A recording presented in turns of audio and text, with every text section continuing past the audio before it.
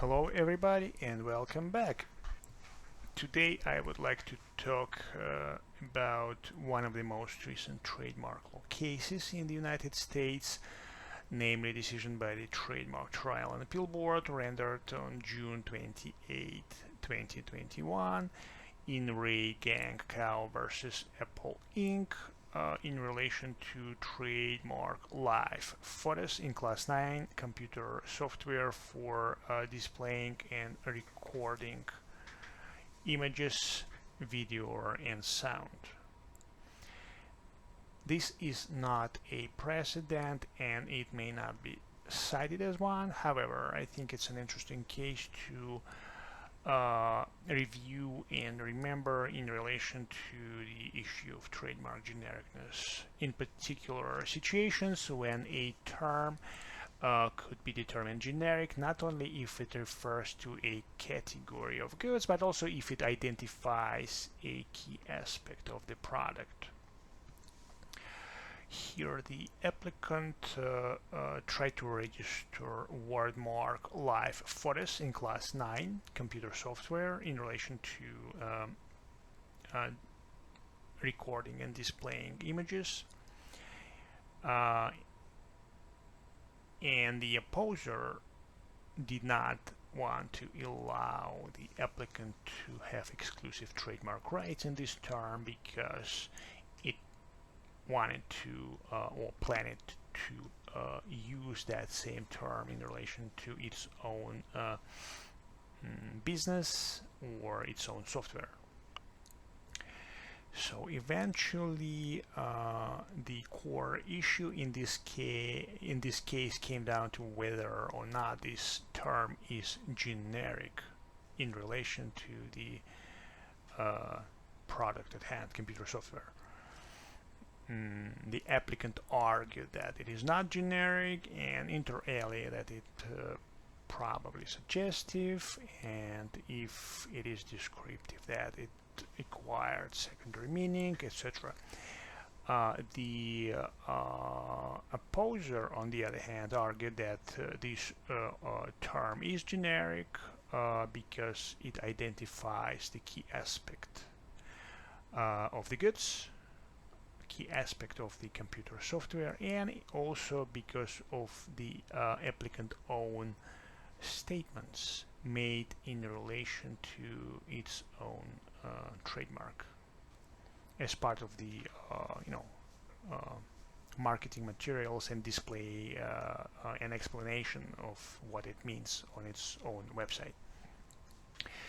So the TTAB conducted two-part test examination of the issue of genericness, namely first determination of the genus of goods or category of goods, namely that here it was determined to be computer software for recording and displaying images, video, and sound.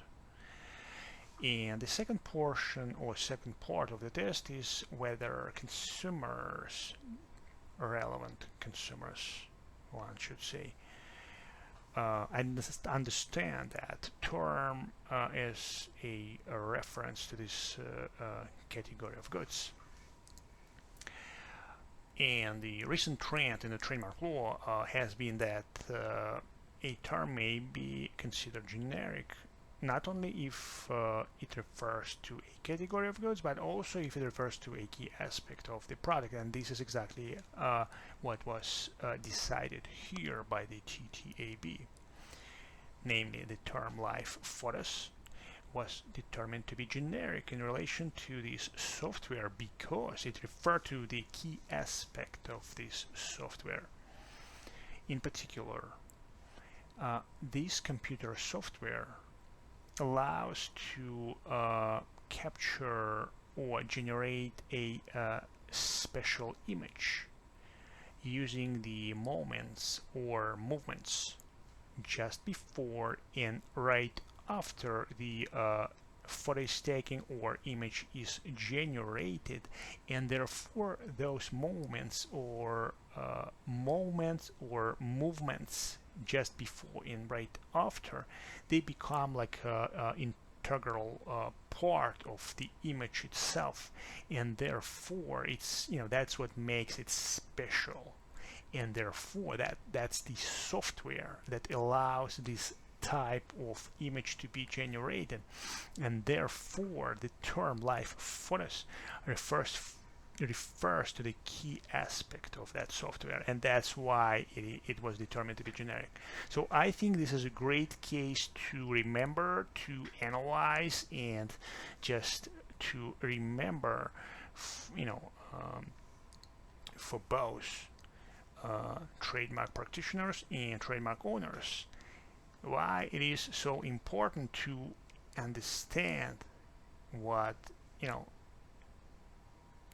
trademark genericness means, and also understand why it is so important to try not to have a term that is generic, because if that happens, if the term is determined in fact to be generic, it may not function as a trademark, and if it may not function as a trademark, it doesn't have trademark protection.